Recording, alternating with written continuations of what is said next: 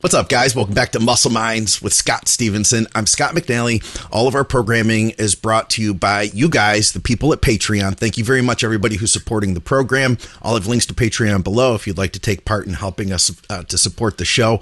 We are also brought to you by Scott's book, Be Your Own Bodybuilding Coach. You can go to Amazon to get that, or you can get the hardcover there. We'll have links to the ebook, which you can get from Scott's site. And, of course, we're brought to you guys by TrueNutrition.com.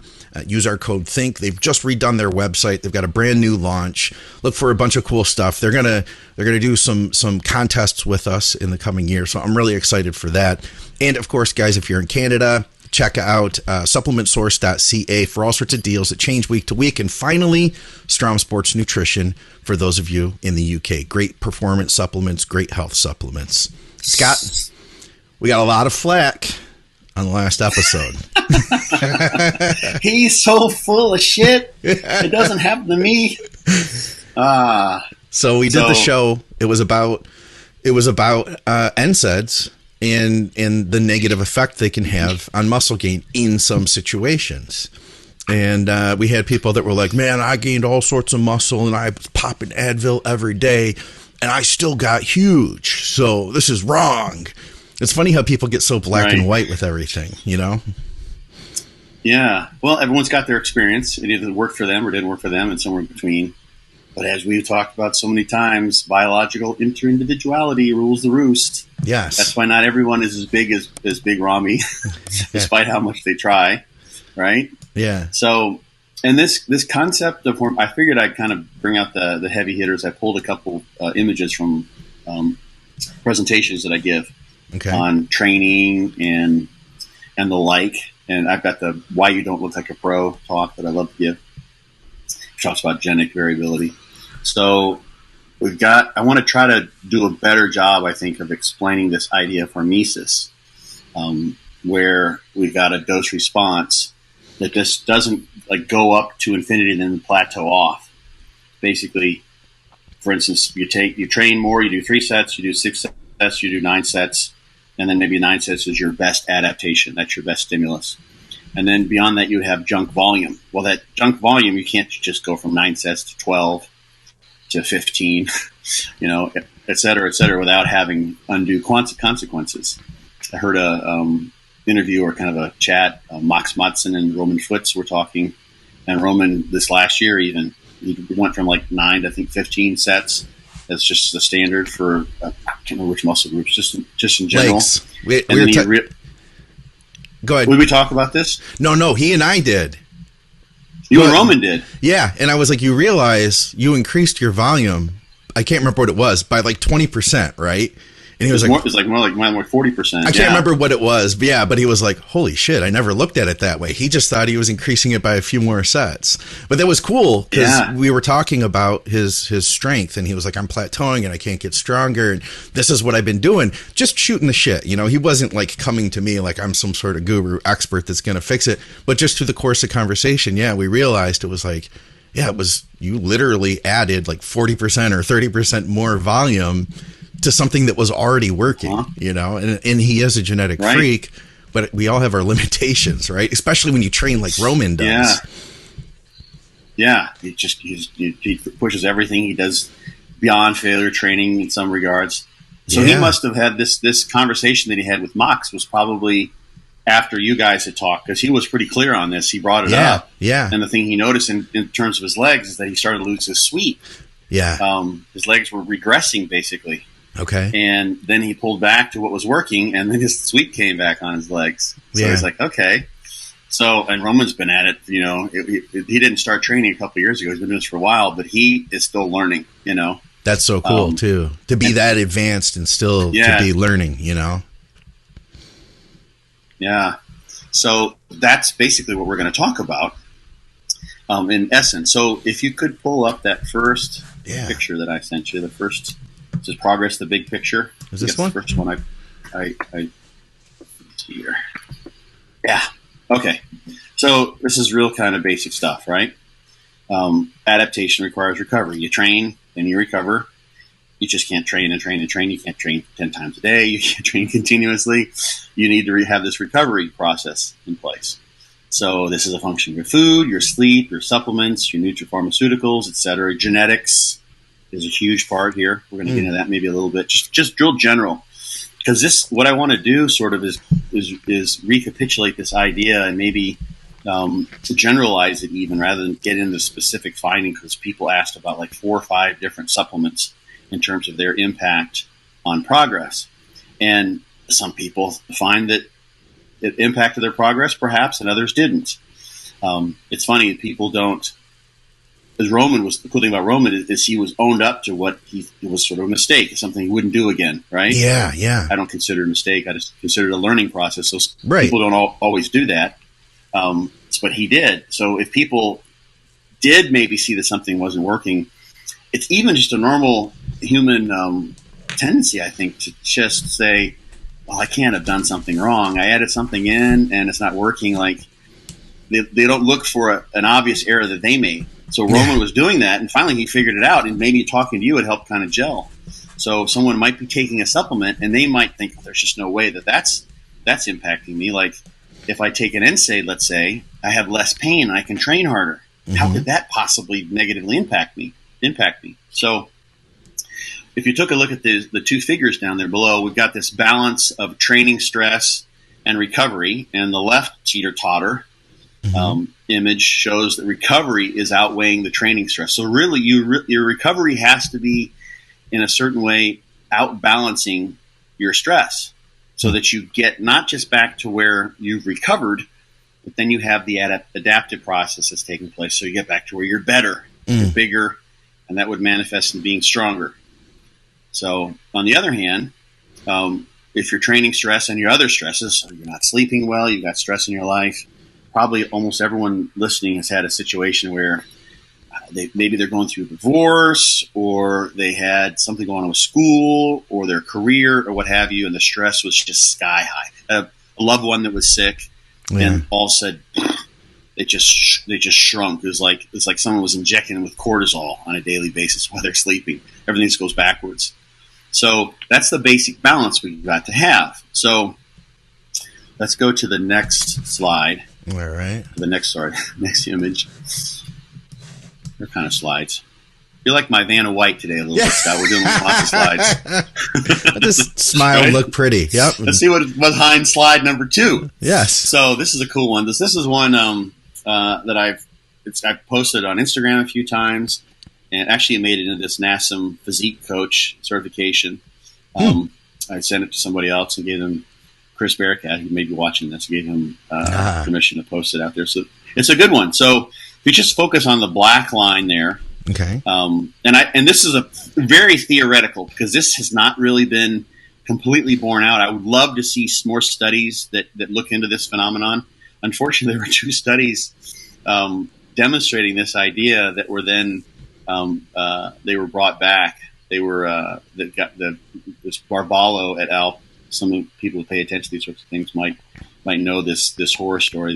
The graduate student had fabricated the data, and a very keen number of investigators. There's like 15 authors are like, okay, this is just bullshit.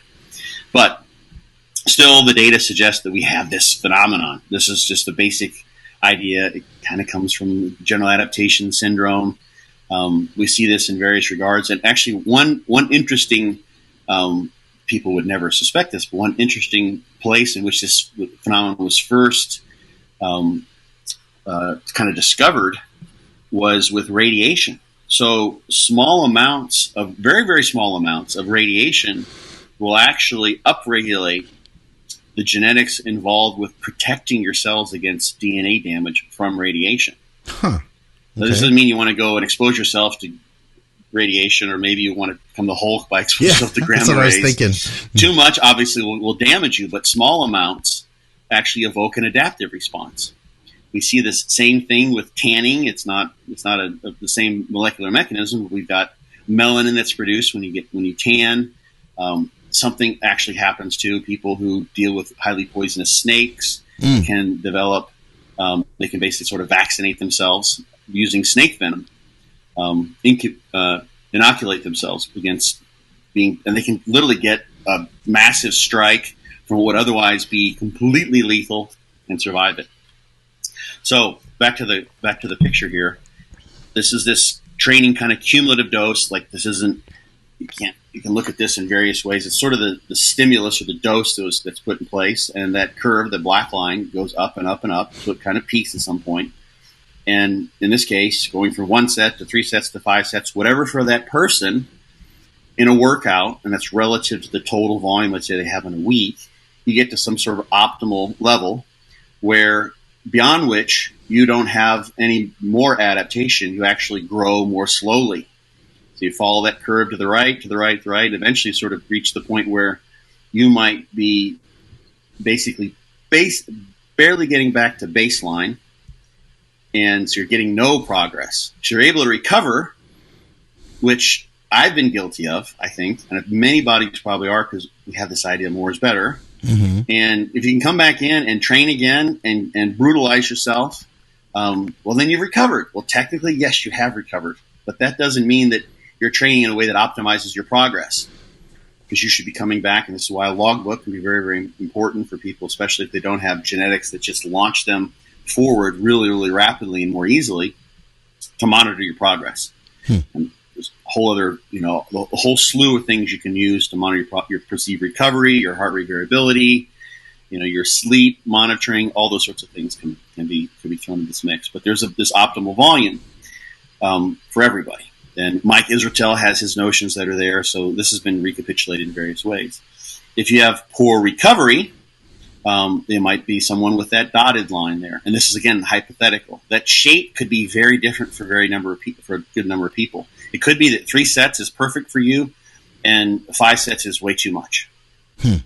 I watched a reaction video. It was actually Max Madsen again, with a guy named Justin, who he works with, who's almost a pro. He's a very good bodybuilder. They were reacting to Dorian Yates, blood and guts training. 1 set for each exercise, 1 all-out set. And they just kept on saying, like, I can't hardly believe he just does 1 set.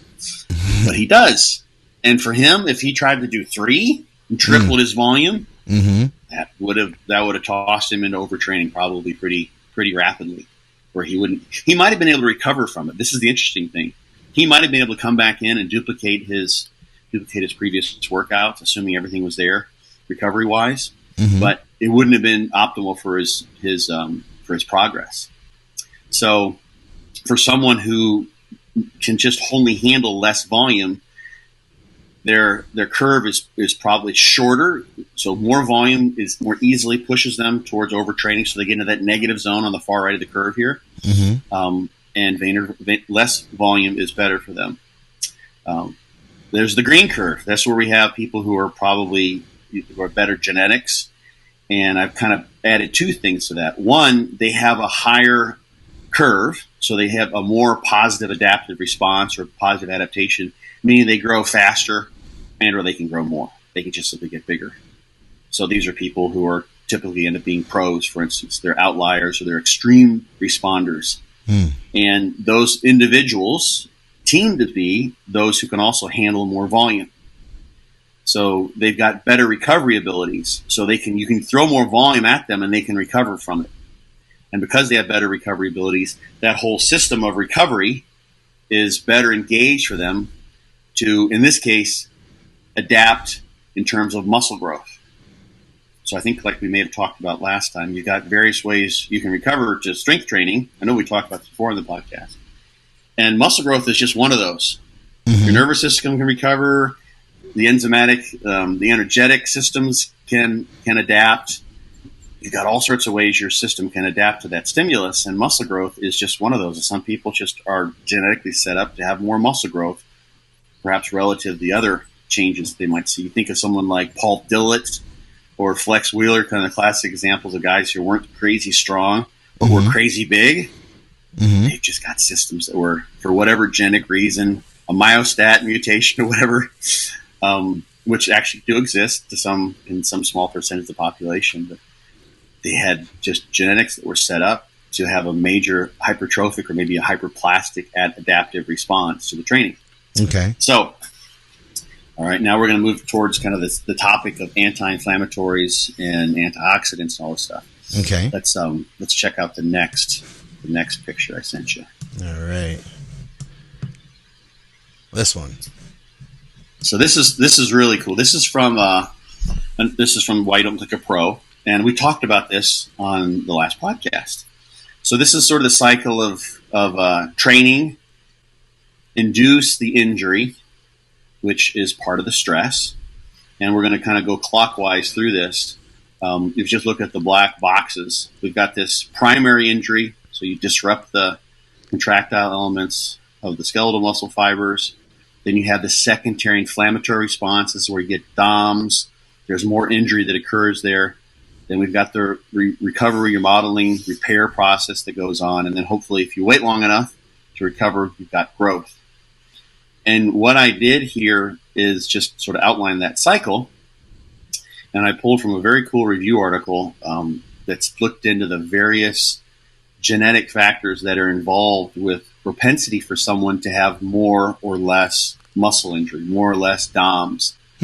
So remember, if you're the part of the process here is this inflammatory process, which is basically part and parcel of this whole process that needs to happen in order to stimulate the adaptation that comes along with things. So if we, for instance, completely blunt the oxidative stress from free radicals with a high dose of vitamin C, 1,000 milligrams of vitamin C with 4 IU's vitamin E, or we take a mega dose or a large dose or the maximal that they usually have on the bottles of an NSAID, in particular a COX-1 inhibitor. So we can get into the woods with the different COX isoforms, which probably isn't worth doing without at least some image because it's highly complicated and the things differ between animals, rodents at least, and humans. Okay. But you blunt those things, then you basically cut this whole cycle short, right? Yeah. That's the possibility that you completely cut it short, which is what some of these studies have shown. However, if you use an intermediate dose, then what you may have done is basically shifted where you are on that curve, that hormesis curve. And I'm going to come back to that here in just a second. It's in the next picture. It looks just like the previous one, but I've added some notes to it, where you're more optimizing things. And this is what they saw in the study of acetaminophen, ibuprofen, and another anti-inflammatory with older folks where they actually got better growth. So they were too far to the right in terms of stimulus. It was beyond optimal for growth, perhaps. This is my theory. And when they limited this inflammatory response with an NSAID, it was as if they took them from 9 sets to 6 sets. Mm-hmm. They limited the stimulus, they limited the inflammation, and that may have been what was going on in terms of why they grew better with the anti-inflammatories in place. So that's one feature that is kind of seen. It's in this this figure here. The other interesting thing, and this is what's pretty cool, these are just a few of the genes that are involved here. I just picked out some for the sake of just explaining the notion that are involved with each of these steps in this cycle. So if you look in the kind of upper right there, the actin-3 gene codes for actinin-3, which is a structural protein. So depending on which form of that you have, you'll get more or less mechanical damage. So you take two people, assume they're genetically identical except for the actinin-3. One will suffer more mechanical damage from a given workout, all other things being equal. So just after the amount of training that creates that initial mechanical injury will vary depending on the structure of the contractile proteins that you as an individual have in your muscle fibers. Then there are variations of tumor necrosis factor. I'm kind of going clockwise here around, and interleukin-6.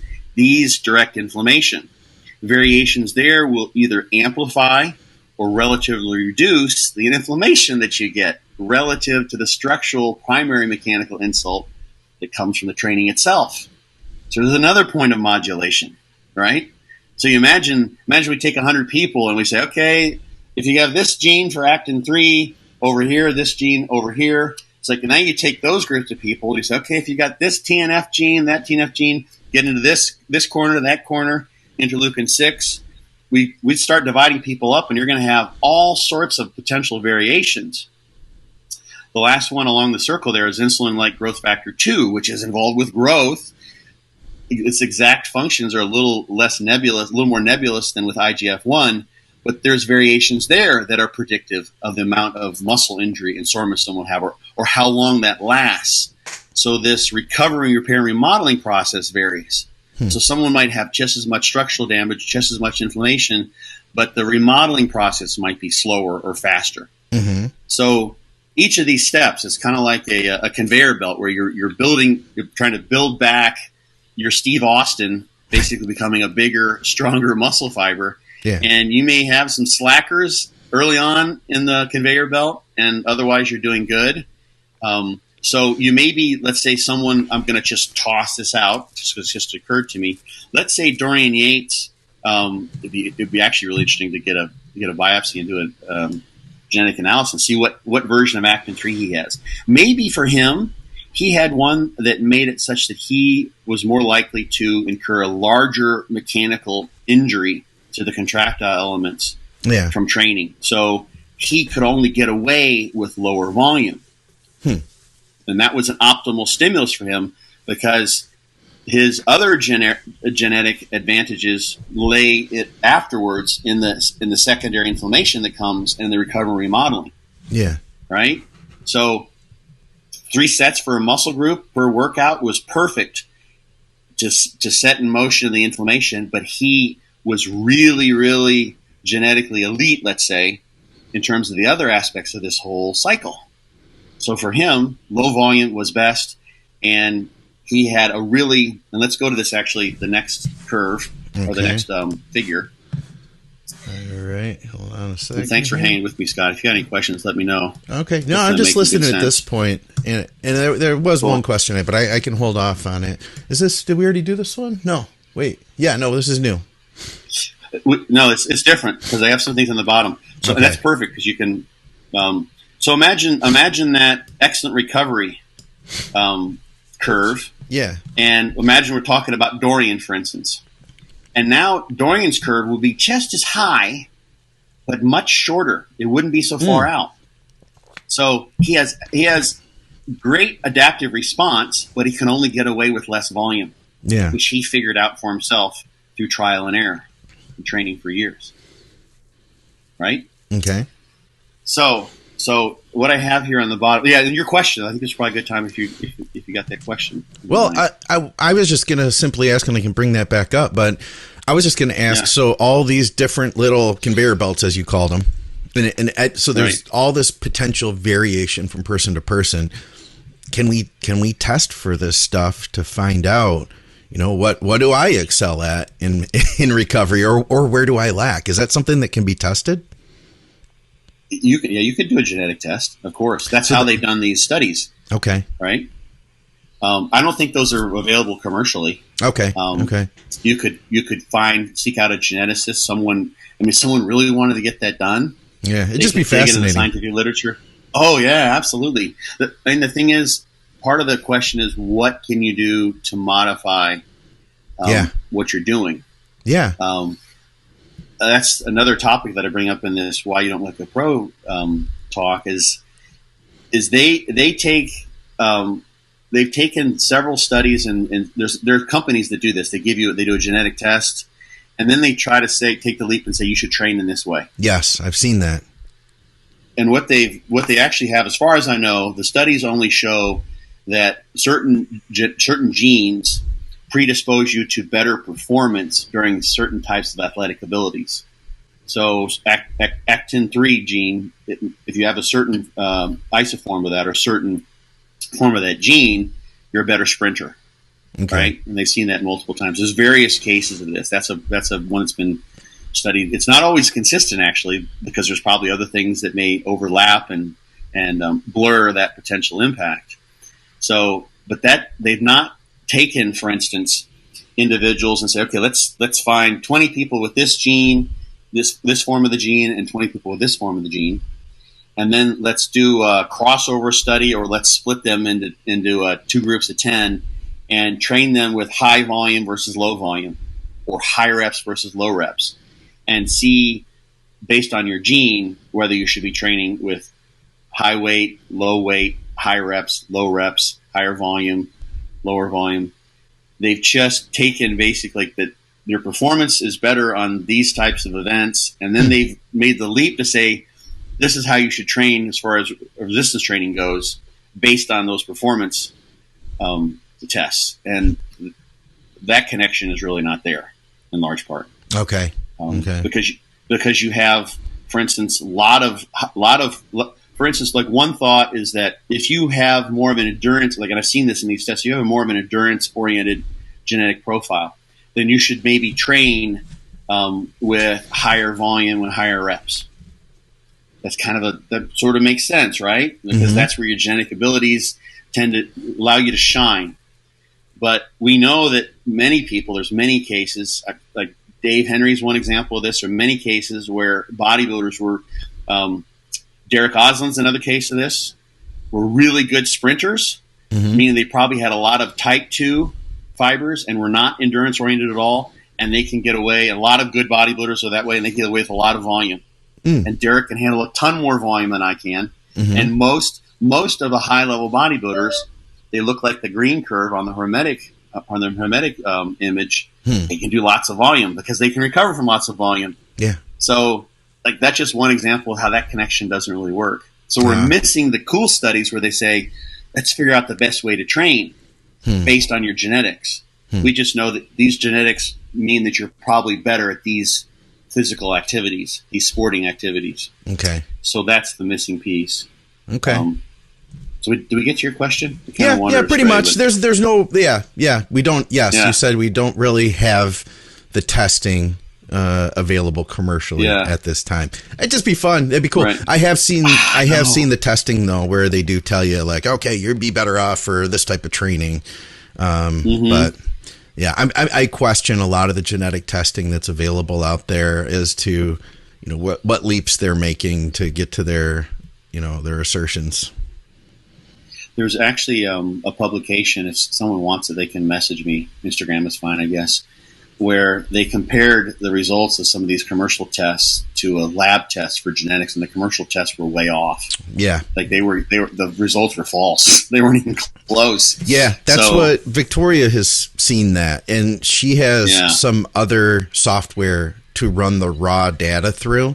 So she's seen people that have wanted to do genetic testing, and then after they get it done, they just get the raw data. They don't use what they've asserted afterwards, but then they just take the raw data and run it through these other systems to get their Promethease answers. Is probably what she uses, I'm guessing. Yeah, I don't know. I haven't done it. I want to do it though. I want to do it. She's also said though that she suggests that nobody puts their real name or information on it, because once you do, those companies literally own your genetic information. So yeah, and they can send it to insurance companies, and then eventually the insurance company can say, hey, you've got a high genetic risk of this, that, and the other, so your premium's twice because you're going to get cancer, or you're going to have a heart attack. Yeah, then, they can.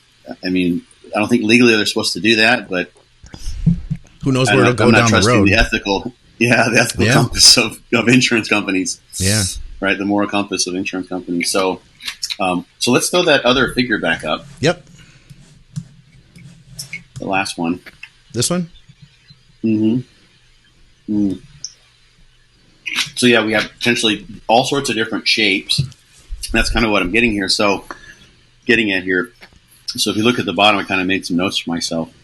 Okay. So what we talked about before, anti-inflammatories, antioxidants, they reduce the stimulus in that they reduce the inflammation, or free radicals basically have a damaging effect, so to speak, but they elicit an adaptation, which would then prevent future damage from that kind of a stimulus.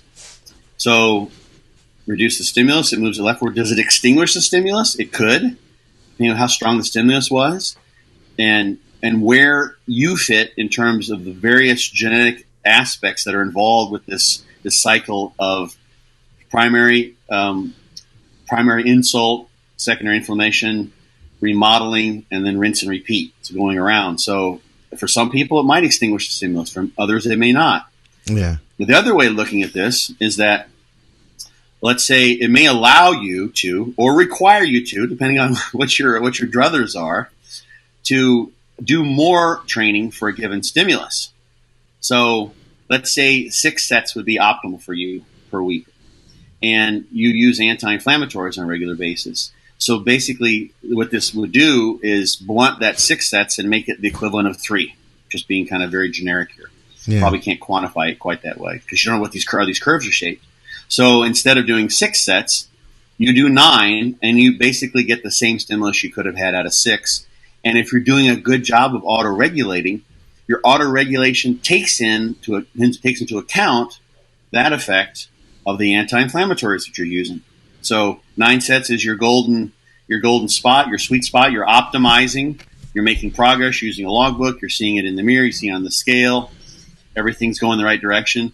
But what you've done is adjusted your training to take into account the leftward shifting effect, basically, the blunting effect of your training, and you're doing more training, which for a bodybuilder, if they're really gung-ho about it, like probably everyone listening right now is, like, that's just fine with me. The more I can train, the better, because then I feel like I did everything, right? So you're basically, there's the possibility also that you may be optimizing excessive stimulus, and that's what I was thinking maybe happened in these studies with the older folks.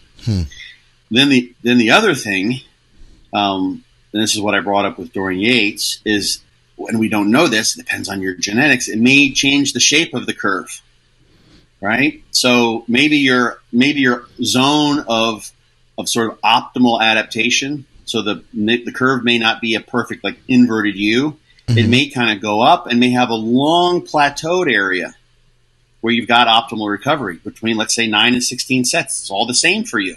Yeah.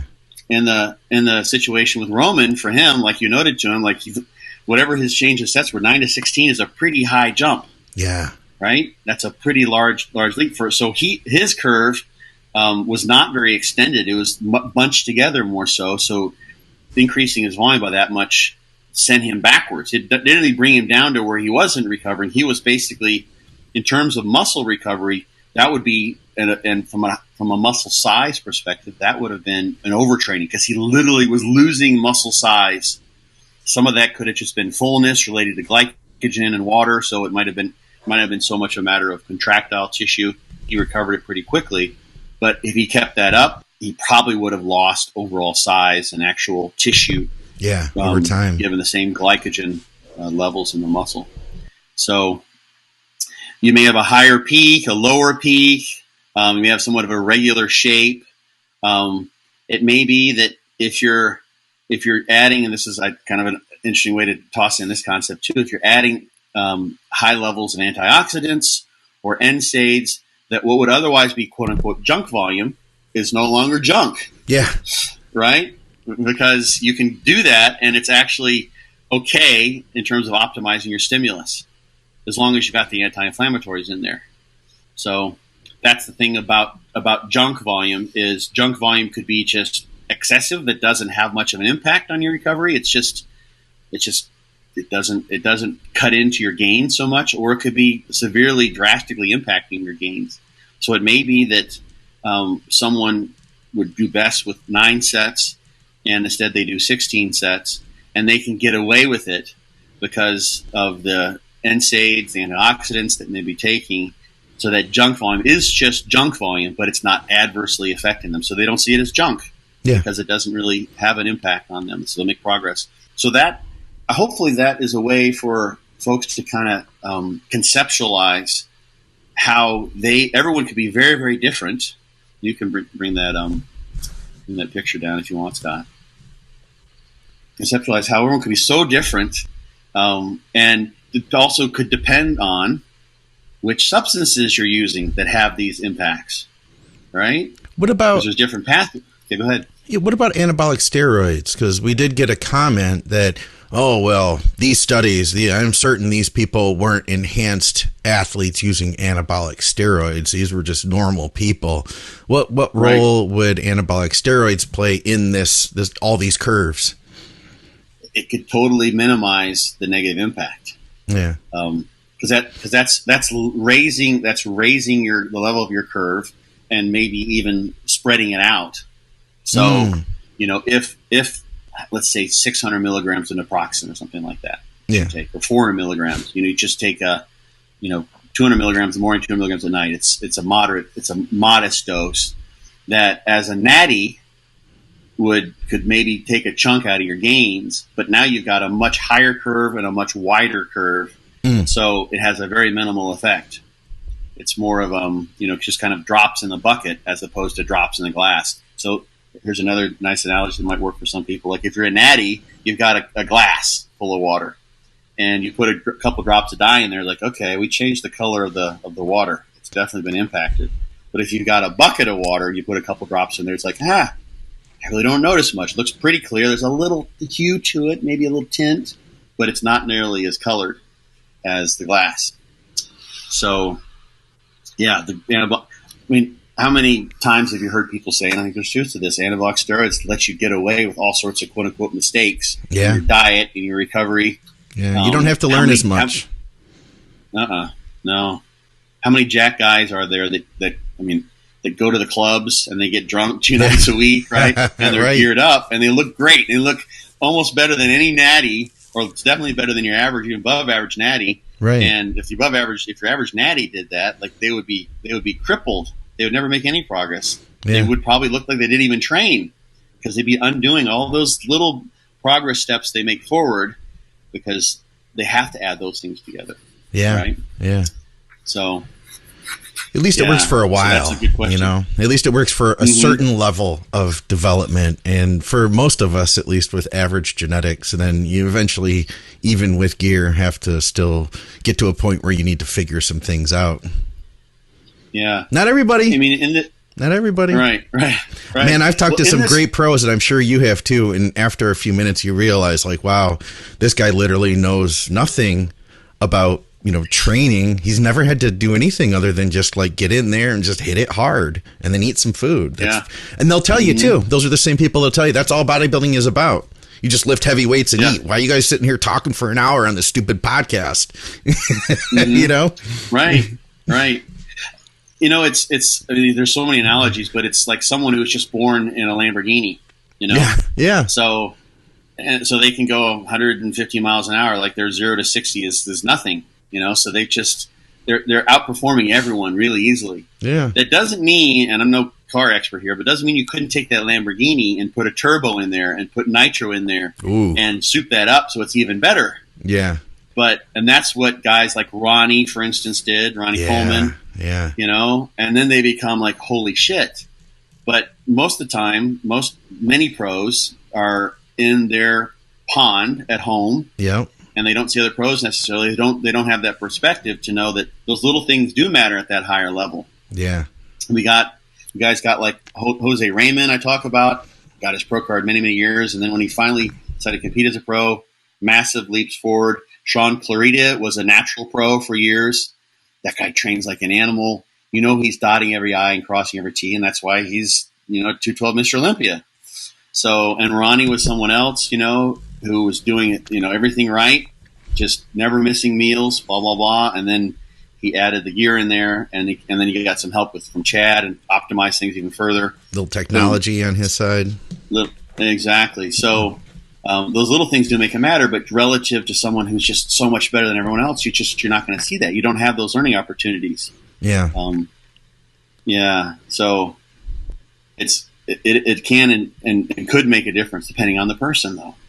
Yeah. So some of the questions, and I can sort of address this, Jerry. Let me see if I missed any points, because I made some notes. Hey guys, I'm going to take a brief pause to shout out our advertisers. I'm going to try to make this quick, but keep in mind they're responsible for helping us to put these shows out. If you guys want to support our programming, of course you can do so through Patreon, and thank you to everybody who supports the show through Patreon. I will have links to that below, as well as to all of our advertisers. If you shop with our advertisers, you'll get great products that I stand behind, and you'll also be supporting our programming. First of all, check out TrueNutrition.com if you're in the US. I use their hydrolyzed beef collagen every day, and I use their citrulline malate, beta-alanine, and EAA on days that I train. They have high-quality protein powders and tons of flavors. Hit me up if you have any questions. Use our code THINK over there. You'll get some additional savings, plus you'll support our programming, and you'll get some high-quality, third-party tested supplements.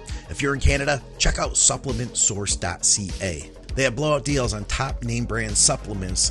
They constantly have different things happening, so be sure to go to their site and check them out. I recently saw Carbolin for like $30 off. I mean, you really can't beat those prices. Plus, they have free shipping over $99. If you're in the UK, then you probably already know about STROM Sports. They're one of the leader in health supplements in the United Kingdom. STROM Sports Nutrition has standalone supplements like NAC and TUDCA, and they have finished blends like SupportMAX, a high-quality, well-priced on-cycle support stack. I have links below to everything. Thanks for watching. Thanks for your support. I sent you those questions. Yeah. They asked about, for instance, curcumin. Turmeric contains curcumin. Bromelain, Boswellia serrata.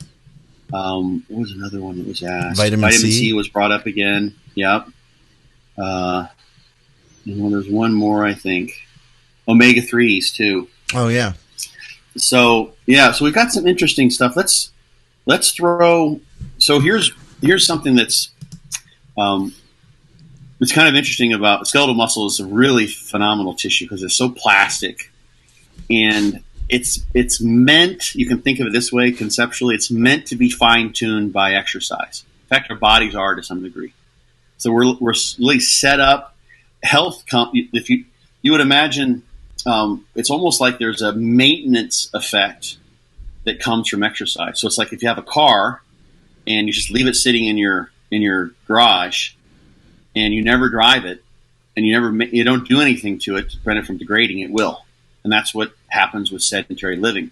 So we have some required amount of maintenance that is just comes from normal amounts of activity. It doesn't take a whole lot to get yourself out of the bottom. Get you away from diseases of sedentary living. Yeah.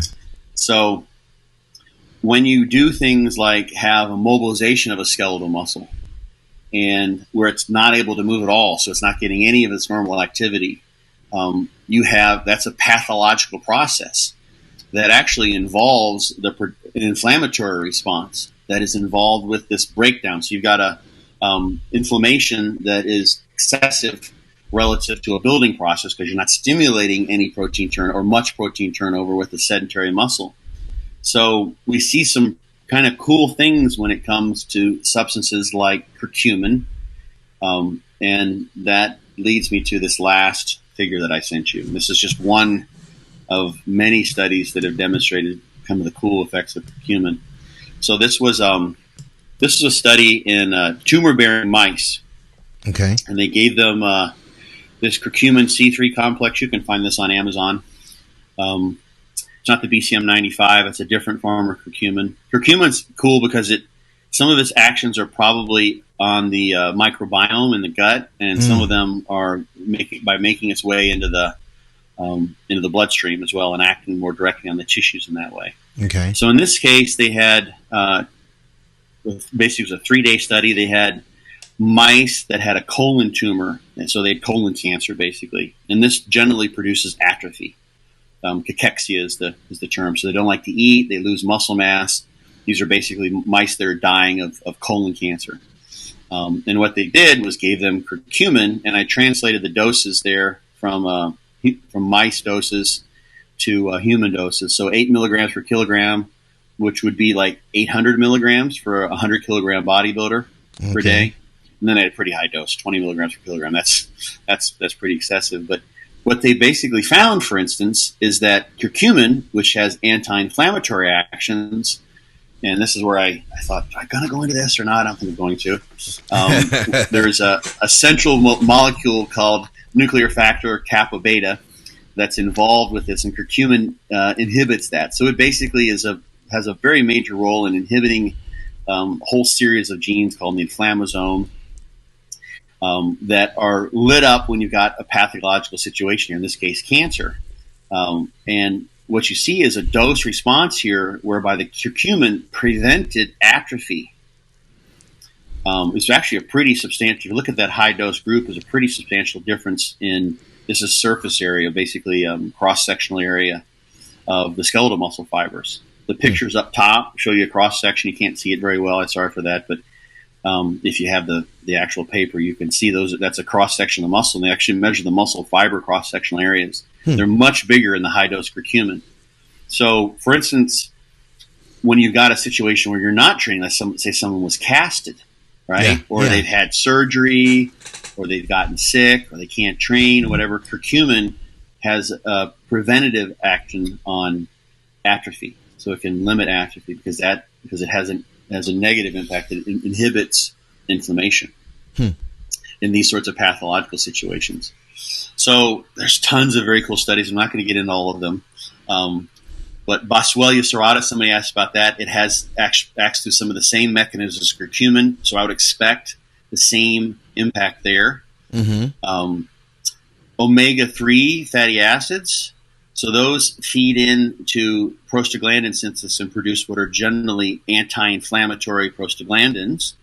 The interesting thing there, and the data is mixed, but the interesting thing there is that there's at least one or maybe two studies now showing that omega-3 supplementation can improve the protein synthetic effect of amino acids.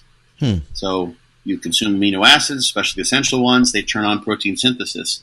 And the individuals, one of those studies with older folks, Smith et al., the omega-3s, although they have an anti-inflammatory action, and this was without training, they increased the extent to which protein synthesis was turned on by these amino acids.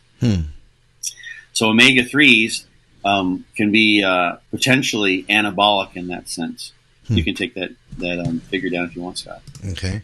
So, and the thing that, being an old dude, it's been around for a while, I remember when people first figured out, hey, omega-3s might be important. They are essential fatty acids, right? Yeah. And there were guys finding that they were having repartitioning effects from adding in decent doses of omega-3s. I don't know how much. Some guys were probably using a lot more than they needed to.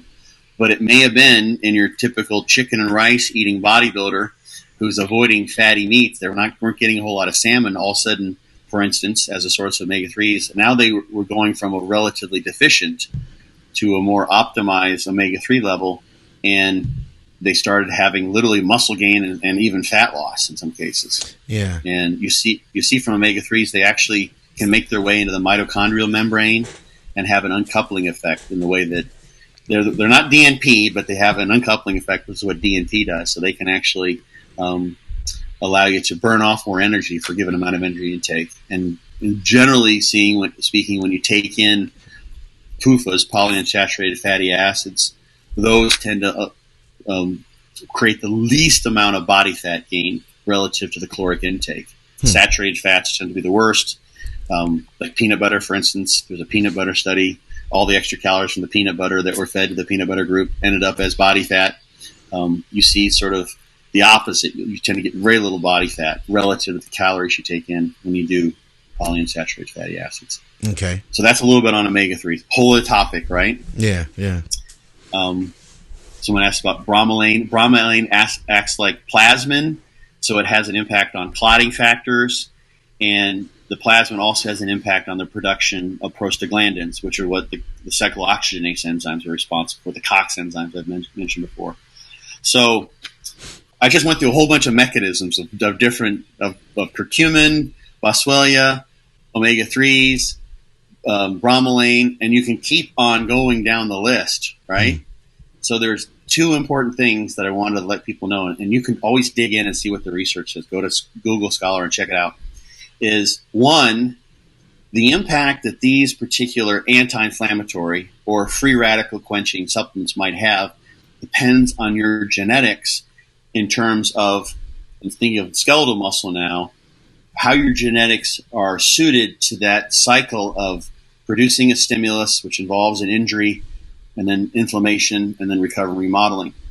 It may be that some aspect of the inflammation isn't something that really matters for you in terms of going through that rinse and repeat cycle that produces muscle growth, assuming you're recovering enough between training sessions, eating enough, and everything else is in place. So each supplement can interact with an individual totally differently depending on their genetics. And the other thing that's worth considering, too, going back to this concept of hormesis, is that if you're taking, let's say, curcumin as a health supplement, it's got anti-cancer actions, it's got cardiovascular benefits. Same thing with boswellia. You can look at all these other things. You take the supplement, it gets into your body or it acts on your microbiome, it goes everywhere, basically. Everywhere that it may not get to your brain if it can't cross the blood-brain barrier, but it's going into your arteries. It's having impact on your liver. It's having impact on all of your cells. So that health effect that you're getting may be worth some trade-off in terms of blunting your gains from training. So maybe it makes it such that 9 sets is optimal for you as opposed to 6 sets. Okay. So you got to train more. Oh, boo-hoo, that's not a bad thing. But for you, who's got a family history of cardiovascular disease, you see an impact on your blood lipids. You see an impact on your inflammation factors when you're looking in your blood work. It may be very well worth the health benefits that you get, even though there's some trade-off in terms of muscle gain, what you have to do to optimize your gains. So that's where sort of the magic of blood work and autoregulation and paying attention to your progress and your training, et cetera, comes into play. That's one of the beautiful things about bodybuilding. It's got you all these little dials that you can turn with your training and everything else, and also paying attention to your health, of course. Yeah. So that's a good point. And I do feel like, man, just listening to this, because we always, in this conversation, we start thinking like, oh man, we don't want to take these things that could potentially limit our gains. But in reality, I feel like there are so many conversations we have on these podcasts about how many people are overtraining that, maybe it would be to everybody's benefit to throw in a little bit of, NAC or whatever else, omegas or curcumin. Maybe it'd be to our benefit to have more of that because, just to kind of offset all the overtraining that's already happening. And here's the thing on overtraining too, before someone jumps on this, is like when you define overtraining, basically it's training that actually leads to a regression in performance. Is sort of the basic way that it's most of the time defined. That's fair enough. So that's like you follow that curve all the way out to where you get zero progress and then go beyond that. It's like the far right on the underside of the zero line of progress. Yeah. So that's when okay, I'm doing way too much, right? Yeah. But here's the issue for people, I think, is that you could be doing way more than would be optimal if you have a really long curve. So you're doing 18 sets and you're still recovering. You're still inching forward progress-wise, and you're sore every workout, and you just buck up, et cetera, where you could be doing much less and making much more progress. So at that point, like kind of from a bro term, it's like, yeah, you're overtraining, that you're doing too much training. Yeah. But you're not overtraining from the technical perspective, and that you're training such that you're regressing. And that in-between zone can be gigantic. Okay. And to test out, like, what happens if I cut my training in half? This is what I think, for instance, like Mike Menser probably experienced, and I've heard people say just multiple times over the years. I wasn't directly, couldn't make a direct testimony to this effect, but he would take on bodybuilders that have been training like with a high volume approach and probably doing way too much, and then pull them into his training regime and drop their volume down. And they were probably overreaching, maybe non-functionally or at least functionally in this case. And he just brought them back closer to an optimal zone, and that recovery and that they basically started recovering from those inroads they created with all the volume, and their progress just launched forward. Yeah. And it wasn't necessarily that was for them like training one set a week was going to be what's going to continue to give them progress. Is they were so far off in the wrong direction. They were simply reaping the recovery from the stimulus they'd set in place previously. Yeah. And when you go from 20 sets to 2, now if your diet stays the same, now that energy expenditure is no longer there. So you automatically have a caloric excess that you might have not had before by at least 500 calories, let's say, per workout, if not more. So now someone's caloric balance is totally different. So all these things play a role. You can imagine someone just like teasing out these factors. Someone's like, well, I'm making progress. Maybe their progress is half as good as it could be. So they're way at the far right of the hormesis curve, and they're taking anti-inflammatories for whatever reason, headaches or what have you, or just joint pain. And they're doing a lot of training now, more training than they would need to because they got the anti-inflammatories and they're sort of blunting things, but they're still too far out. And because of that extra training they're doing, in order to have a caloric excess and keep making gains, they have to eat more calories. So their gastrointestinal system is stressed. And NSAIDs, for instance, aren't particularly good for your gastrointestinal system.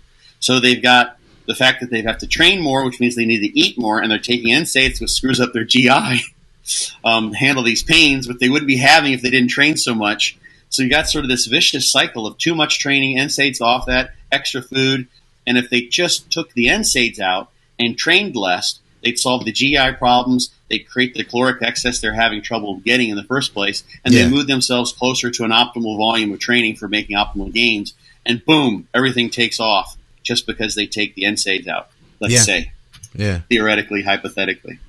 So something to consider for someone who's been who's still making progress, right? But that would be the ideal. That would be an ideal situation.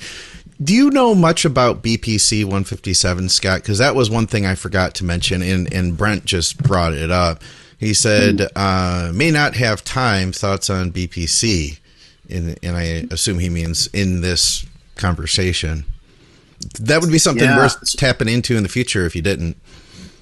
No, I've been asked this question a lot. It's a lot of people come to that one, like in consultations and the like. Okay. So it's a gastric drive peptide. I've looked for someone who's dug into the mechanisms that whereby it seems to work so well for recovery from connective tissue injuries. Like the study that kind of brought it into the bodybuilding I seen was it's on Supversity. I think he put that out there. Was they incurred a rotator cuff injury in I think a rat or a rodent model of some sort.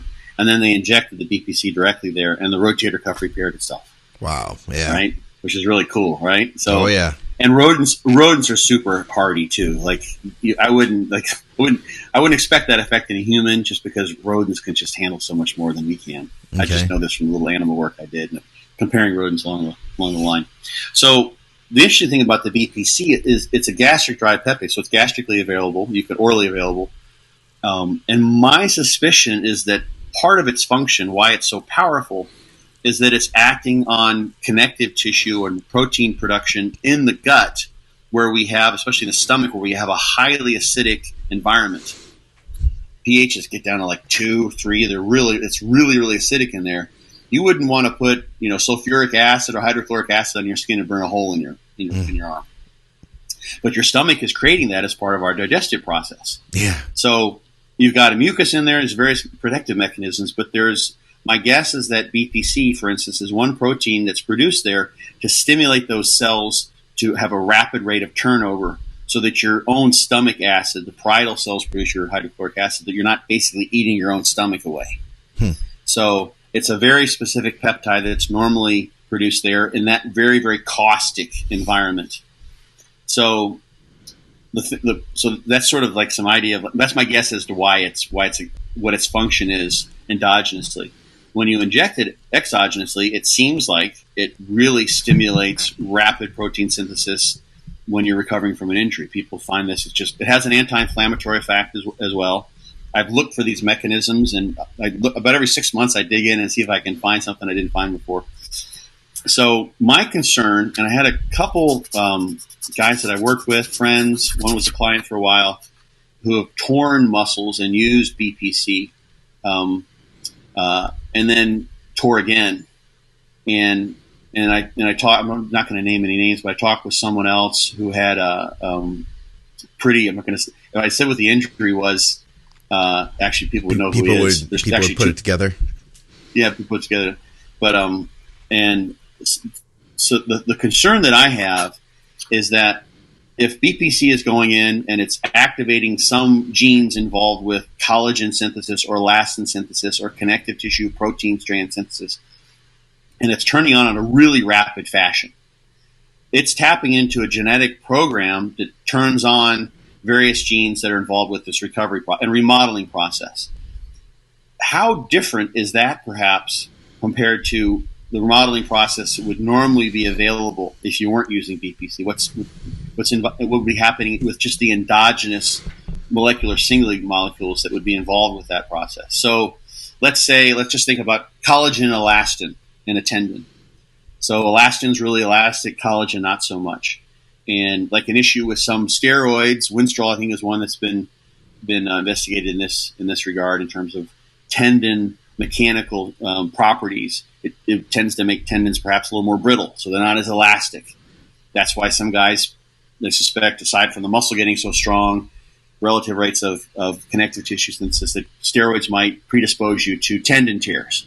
If it's changing the composition of like your tendons or your connective tissue that's holding things together, because there's a mix there. Your body is, has a certain amount of elasticity in connective tissues like tendons and ligaments, capsules, the connective tissue and skeletal muscle. There's connective tissue layers, endo, peri, and epimysium, blah, blah, blah. So that's there for a reason. Like that's kind of like we got the structural components of your truck, and you've got your shocks and your leaf springs and everything else. So BPC comes in, and all of a sudden now let's say we're tripling our production of these proteins that are being laid down in the connective tissue that's formed as you're recovering from a muscle tear or what have you. Could be in cartilage too.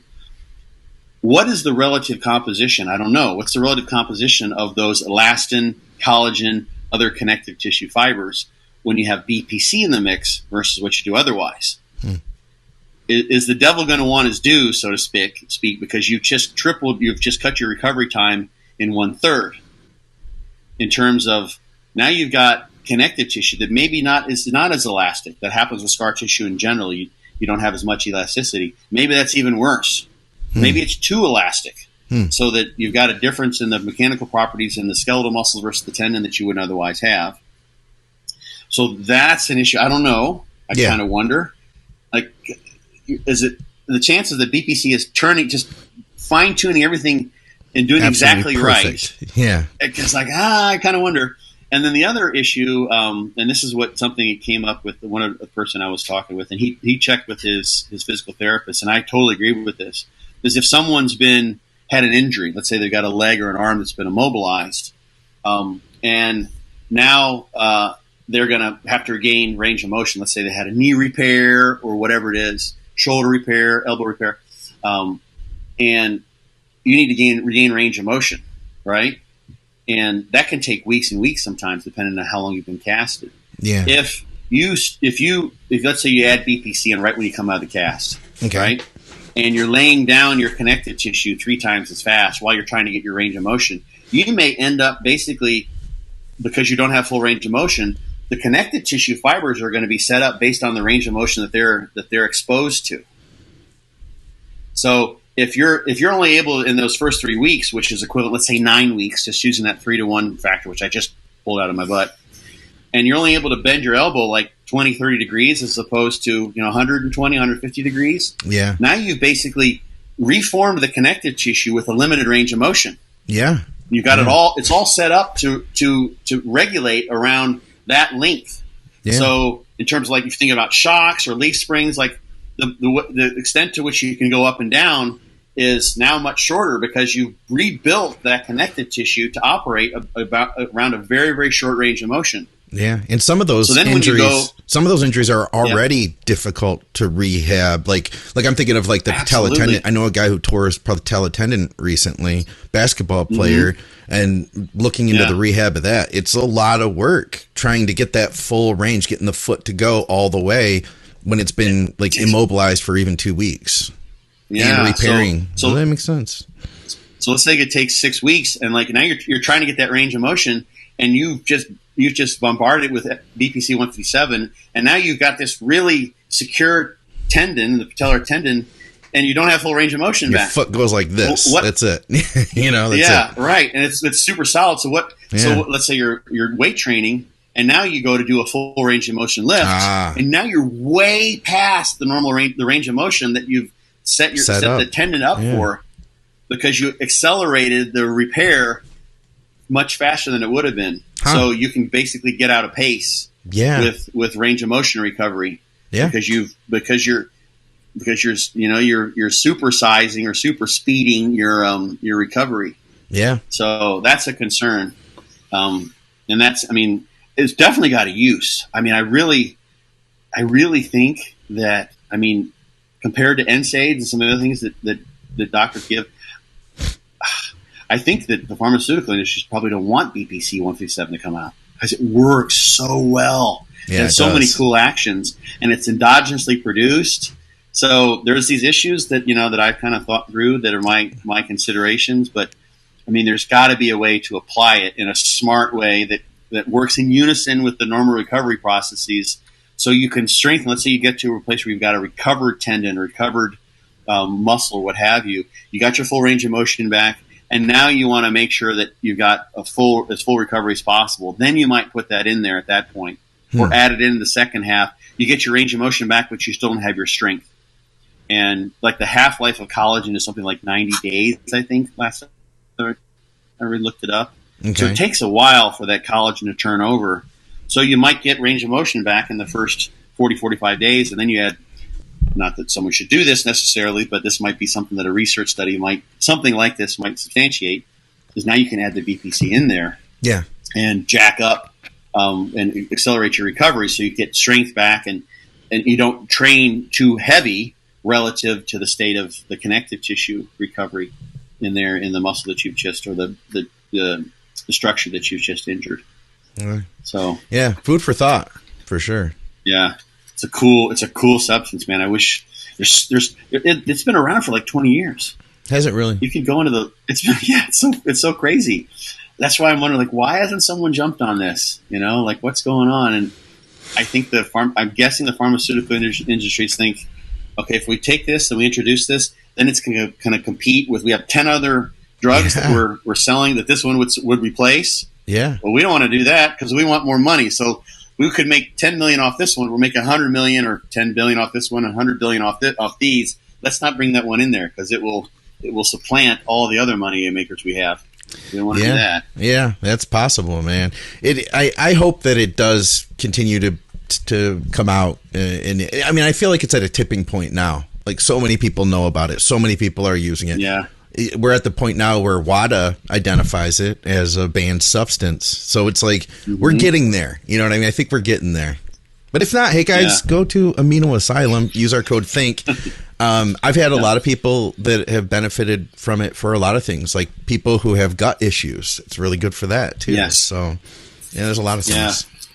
I mentioned before we talked about I'm waiting for someone to run a, not that I'm suggesting someone do this, but it has these recovery properties, right? And it seems to be anabolic too, but it's anti-inflammatory. So it'd be an interesting thing to see what happens if you add that in on a regular basis in terms of growth. Does it act as an anabolic, basically, essentially? But because it definitely stimulates protein synthesis. So it's not just blunting inflammation and limiting the stimulus. One other thing worth mentioning was one of the other questions that was in that list of questions is timing of these things. This person, I had this in my Beyond Bodybuilding Coach book, like the half-life of oral vitamin C is like 10 to 12 hours. So, and N-acetylcysteine has a really long half-life too. So one of the problems with taking those, if you want to take them for health reasons, is that it could be that you're blunting your training stimulus. So the idea would be take them on as far away from your training stimulus as possible. Yeah. The training stimulus, I think we mentioned this last time, train, set those things in motion, and then if you want to add something for a health reason, do it afterwards. As to how long would be optimal, you can look at half-lives. That might play a role. It's hard to say for sure. But that's another factor to consider. But when in doubt, if you think you got a good health benefit from one of these compounds, and you can still make gains, I say go for it. Yeah. I think that's probably good advice. Hey, I got a question for you. All right. So you had mentioned at the beginning of the show, we were talking, actually even before the show, you were talking about mistakes and really them not being mistakes, but opportunities to learn. Can you think of, and of course this is like a big dramatic YouTube kind of question, the biggest mistake that you learned from in your own bodybuilding? And I'm sure there's been many, many, many. But I would love to hear a story of something that a big mistake that turned out to be a great learning thing for you. I could, but I would sort of be incriminating somebody if I did. right? Because it was something it's a mistake that happened in bodybuilding, but it's happened many, many other times in my life. Okay. In various ways. So I can just say it in a general way. But I'm a giver, kind of one way to look at it. And without going into my whole family of origin story as to why I am the way I am, or how my personality has developed the way it did, my role in my family is I tend to give and give and give and give. Okay. And I get taken advantage of a lot. Okay. So I've done that in terms of bodybuilding. Actually, the more I think about it, I haven't really just sort of sifted the bodybuilding related things off into one side, but there's been a whole series of times when I put others' welfare, other needs in front of mine, in various ways, shapes, and form, and it didn't behoove me, let's say. Yeah. This doesn't mean you should be a selfish bastard, which I don't think I ever could. I just wouldn't allow myself to do that. But there have been some times when I've subjugated my own desires and not and my own needs, and given and not received the gratitude that seemed like it made sense.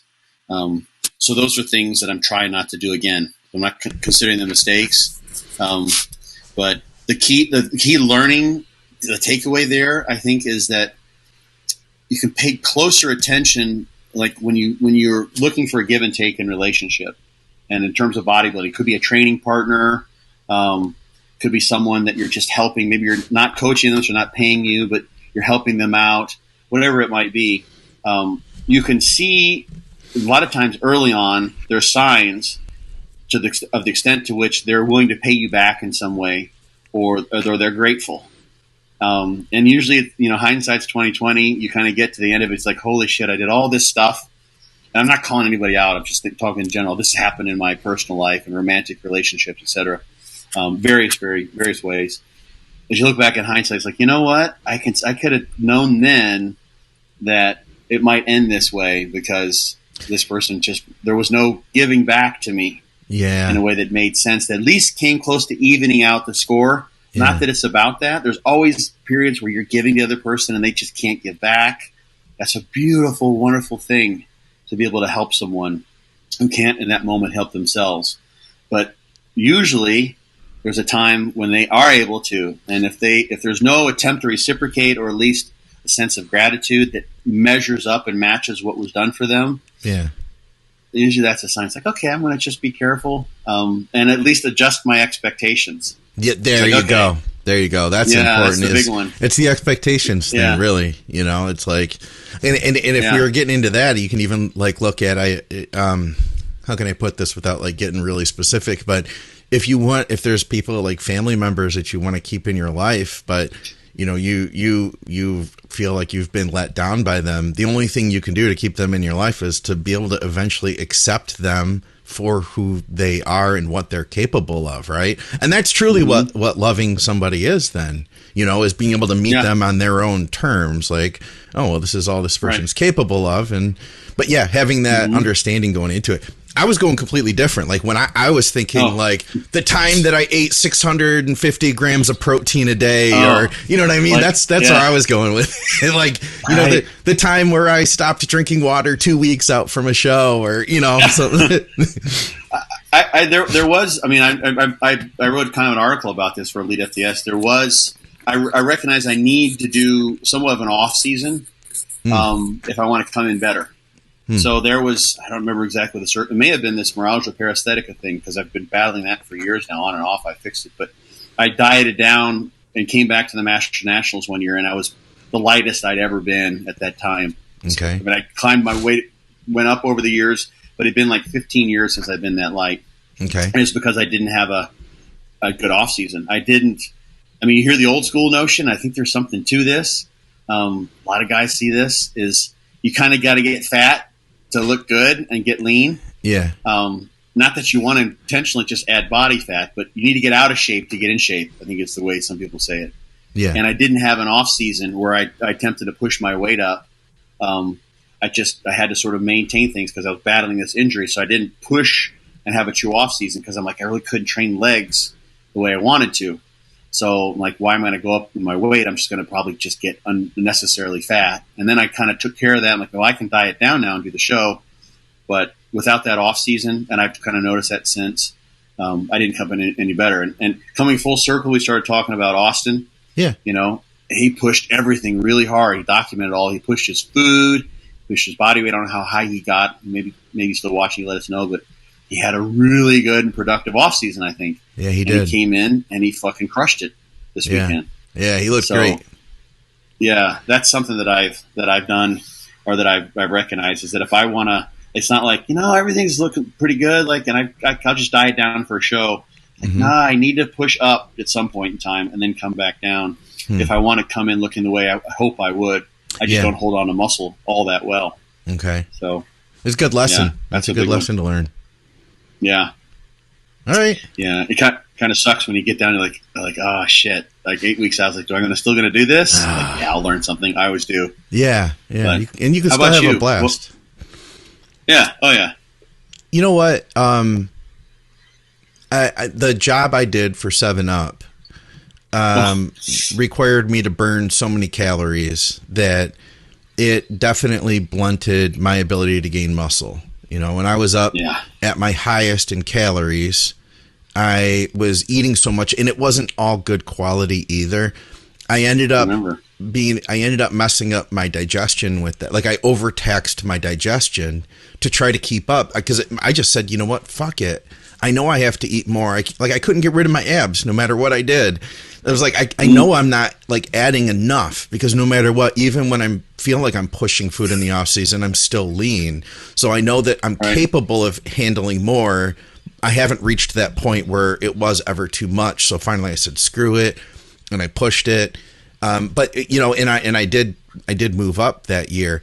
And I did, suffer gut issues as a result. But looking back at all of that, I would say that, that wasn't an important job. And if I really loved bodybuilding, and like I said, that job was not important, I really needed to focus more on getting a better job to be my best at bodybuilding. That's really what it came down to. Sometimes we're in a good career where like I work with a younger guy who is constantly climbing telephone poles. That's his job. And it is a physical job. And we're up to like a few cheat meals per week, and, drink this Gatorade through the day, all of this stuff. Right.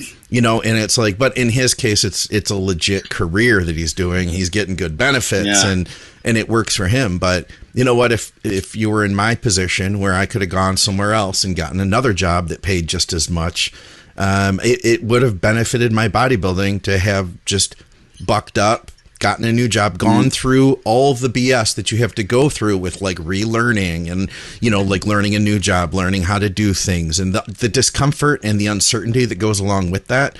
Had I had the courage to do that sooner, I would have been able to have been a better bodybuilder, full stop. That's really what it comes down to.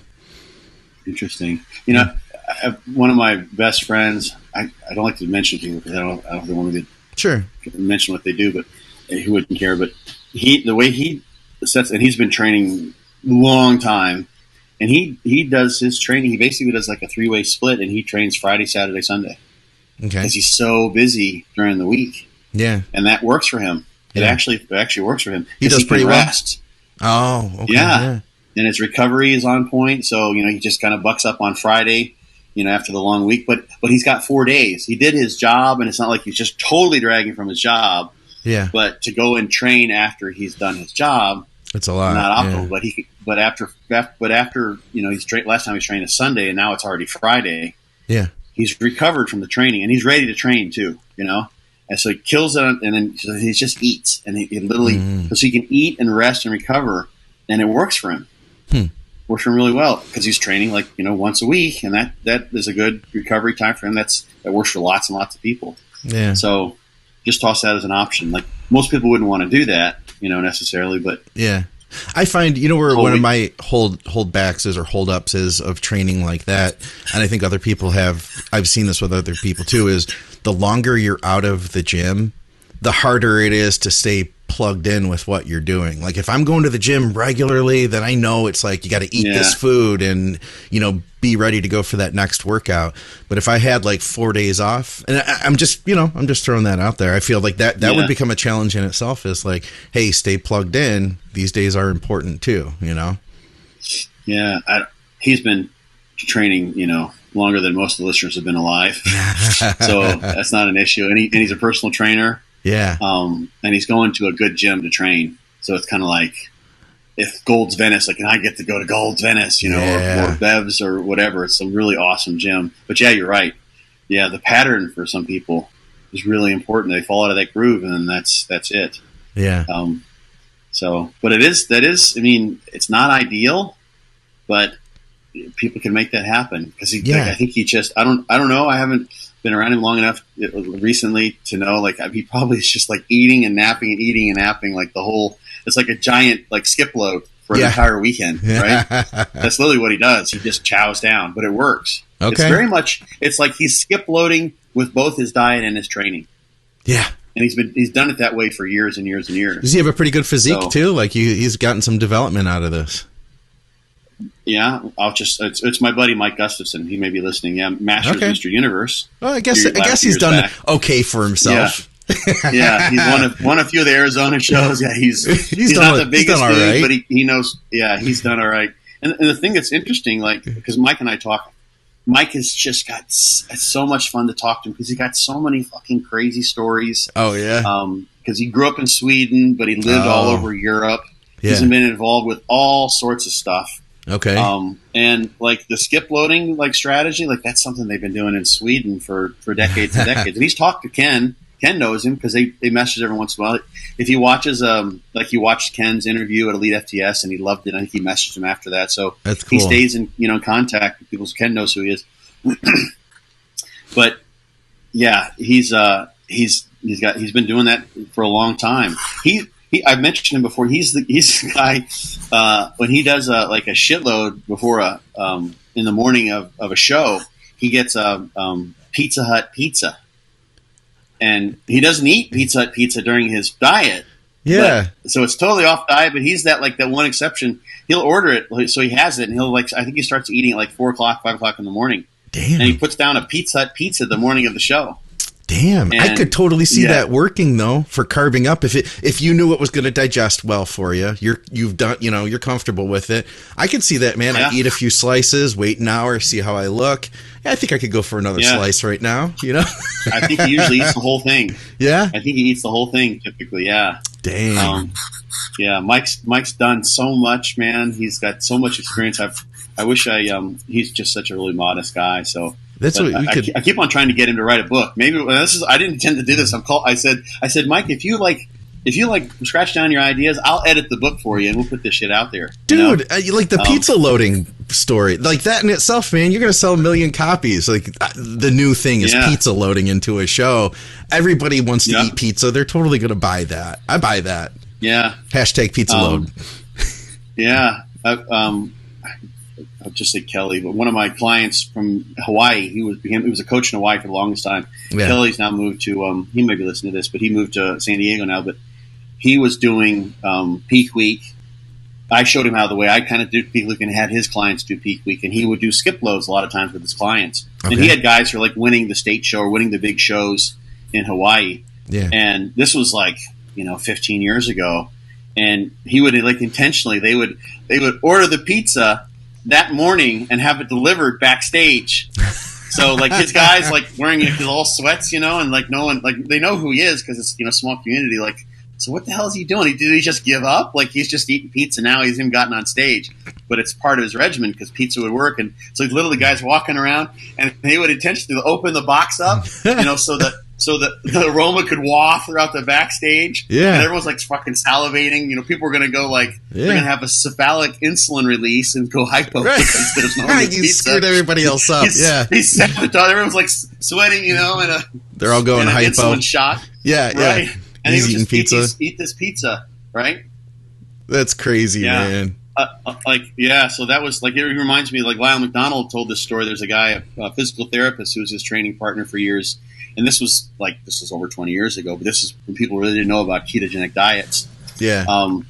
This guy didn't do much cardio. He was a physical therapist. He was pretty active in the day. And he just hardly did any cardio. So instead of doing cardio, he was at a gym where there were lots of other bodybuilders, and they'd be dieting for the same show he is. He would finish his training, and then he'd stay like in his tank top so you could see his physique. And then his post workout was pork rinds. No kidding, pork rinds, huh? So yeah, like barbecue pork rinds. Pork rinds. It's just pig skin, like deep fried pig skin. And probably a lot of salt pork too. Cracklins, I think. Yeah. A lot of salt, right? Which you need. You tend to get low in body water, so you need sodium and plenty of electrolytes. So he would just go. Everyone else is doing their cardio, like they're doing an hour of cardio. He would just go get a bag of pork cracklins and just start eating those in front of everyone. They're like, "What?" Totally mind warfare. That's funny. And he man. did that, and then he'd come in just absolutely shredded, because he knew what he was doing. He had really fine tuned the ketogenic diet back then.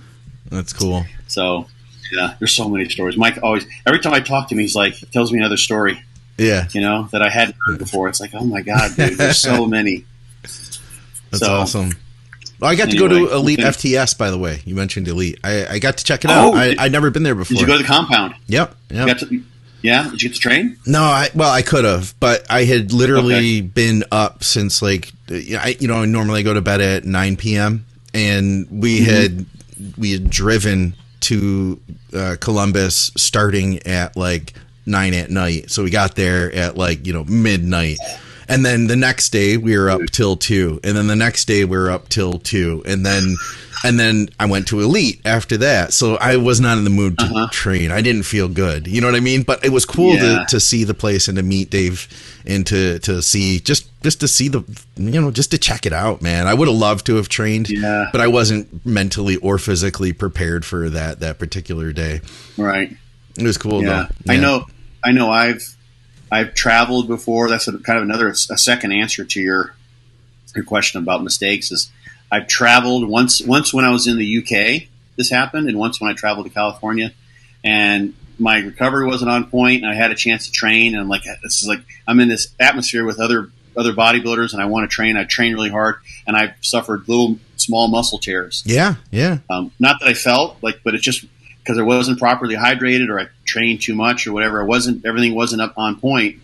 And so that's something I've learned is when you made a smart choice, I think, because I would have been very tempted to train. Yeah. Yeah. But it's not always the right thing to do. It's funny because when I got there, probably lost weight. Yeah. Oh, yeah. Yeah. And then the food was off, too, because I didn't have meals prepped and there was nowhere to really eat. So it was eat a big meal here and then have a couple shakes and then eat another big meal here. It was funny because I got there, like I said, late. And I took our luggage up to the room and there was no bellhop or anything. So I had the cart and I'm going to push it back in the elevator. I'm on the 3rd floor. And both elevators opened at the same time. And I started going to the other elevator, and then this one opened, so I started going here. And this guy's getting off the other elevator, and he goes, oh, excuse me. And I look right at him, and then he starts walking by me. He didn't even recognize me. And I was like, Skip. Oh, shit. It's me. It was Skip Hill at midnight, 1 a.m. And we both almost didn't recognize each other. And I was like, no, that's Skip. So we met basically on the elevator and didn't even recognize each other. Oh shit, that's cool. Yeah. I mean, I've seen him before, Yeah, well, at the Arnold, right? Yeah, you guys did. You and DJ did at the Arnold, yeah. So it's so contextual, Yeah, and it really is. Did he just get in too? So he had just arrived, or he had been there. He had gotten there in the afternoon. He was coming back from going out to dinner. One of his clients was there, so one of his clients had gone out to dinner with him, and he was just coming back to his room. But yeah, totally contextual. He didn't expect to run into me on the elevator. He knew I was going to be there, but right. We had a great time. I'm so glad he went because what's so cool to me is that Skip is such a smart guy. He's been doing this for so long, yet I got to see him learning, to see him open-minded, and to see him excited. We did a podcast afterward in the lot. So how everybody hangs out in the bar and drinks after it's over? Skip and I did a podcast just outside of that. And then people would walk by and we'd pull him in. We had Mario Novo came talk for a minute. We got, oh, cool. It was cool, man. We got people to stop by. Ed Cohen was walking by. We pulled him in for a second, but next year or next time, I'm going to do an official Swiss After Hours podcast. It's going to be official. Okay. But it was fun. And I got to listen to him talk on that podcast though, about like how much he had learned. And it was cool, man. It was exciting to see somebody who's been at it for so long and he's forgotten more than he knows, and he's still learning more, Yeah. I heard, these guys may listen, I don't know, but I heard, once again, I won't name any names in this, but I heard, this is a German podcast. That's one of the things that I'm doing everything except for what I'm like this podcast and things, the clients and what have you. It's in English, but otherwise my world is German. Yeah. Bringing my German language. I've heard you even talking to your dogs in German. I talk to my dogs in German. They're learning German too. I forgot. Die Besuche an Niki. Danke fürs T-shirt. Well, that's her T-shirt here, the Fick dich Modus T-shirt. So anyway, I'm listening to these two guys, and these guys have been around for a while. They're really well known. They probably have close to the best known podcast in Germany. Oh yeah. And they say, and I know one of the guys. And I just mentioned, like, back when we were doing this in 2017, we were the OGs. We started out, and I'm like 2017. Like, how fucking old am I? I was at it 20 years before that, right? Yeah. But they're talking about how things have changed and the pace has changed, and social media's kind of changed the game. And they're totally right. Yeah. What they had a really good point is that just in these last 5 years, things have changed. But they were considering that like that was like the start.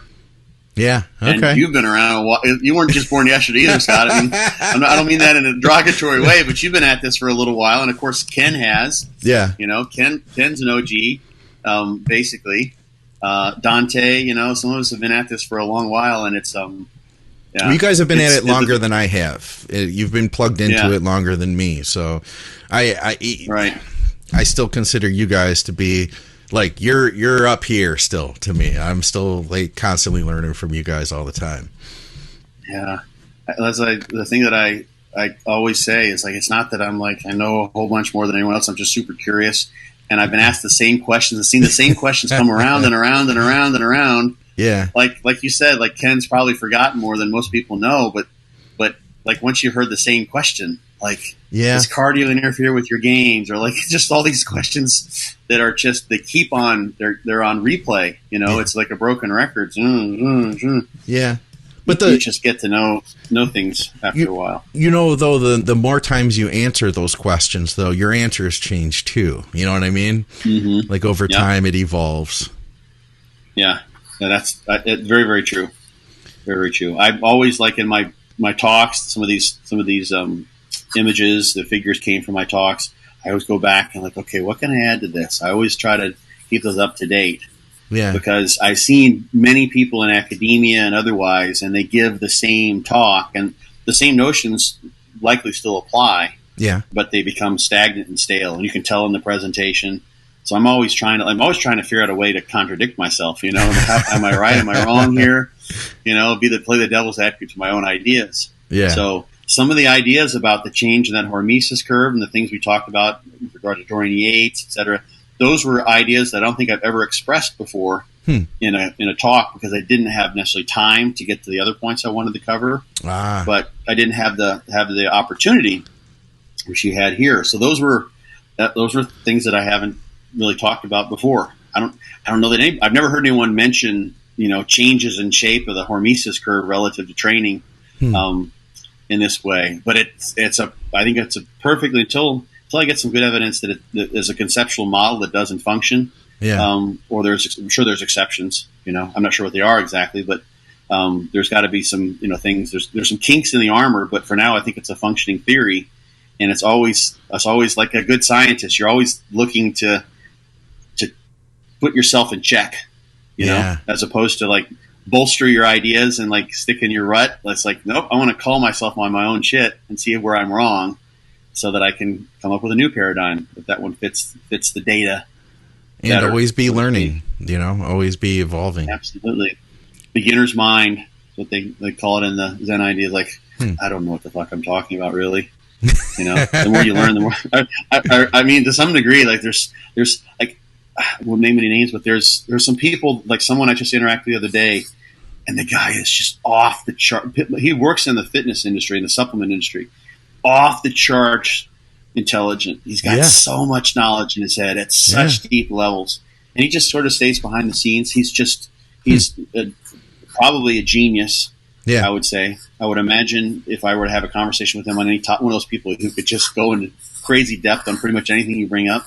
Those people are out there. It's like, okay, I got to keep myself in check here. Like, I really don't know anything compared to people who really know about some of these ideas. So, All right. It makes it very interesting to know there's always something new to learn. Well, guys, if you want to learn more from Scott, there is so much to learn in his book. So I highly implore you, if you've been watching this long and you don't have his book, you totally need to get his book. Go to BYOB. Wait. Yeah, that's right. BYOB. Why can't I say it? BYOBBcoach.com. Yeah, yes. I got my baby back. That's right. That's something else. Or check out Be Your Own Bodybuilding Coach on Amazon. You can check it out there. And check out our sponsors. And that's about all we got for you. Sound good? Right on. Thanks for listening. For another episode of Muscle Minds with Scott Stevenson, I'm Scott McNally, guys. We will see you soon.